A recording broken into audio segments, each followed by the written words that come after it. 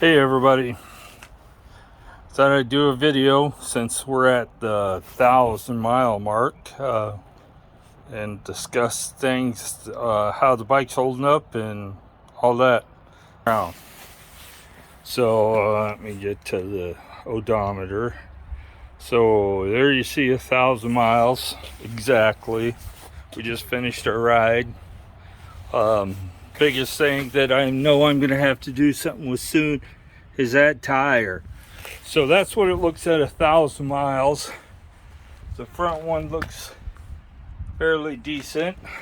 Probably still has another 1,000 miles in it, but the back one doesn't. The seat,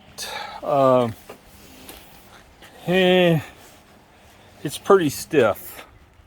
I figured that it'd start breaking in already, but it hasn't started breaking in yet. But then again, it's not showing wear on the nose like the electric one did, the one that came on the bike.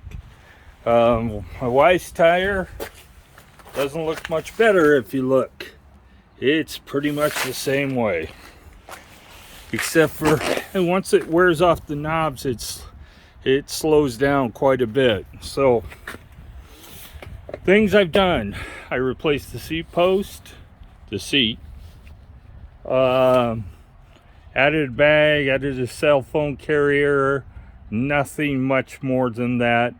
I had to replace the crank arm, but that was my fault, not Lectric's. Battery voltage, we ride the same 2 rides usually we alternate 10 miles, 11 miles on one day and 13 on the next.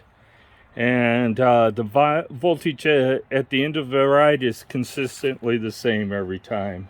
My wife's bike, let's see, what's hers is showing 48.8, so we're both at the same voltage. She's got about 320 miles, I mean, getting closer to 400, I guess now. I've not had to do much. I changed the seat post. Let me turn you around.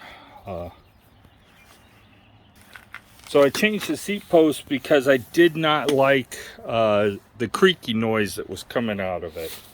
It was creaking when I was pedaling, so I changed that. And part of it is the seat post clamp, where the seat clamps to the seat post.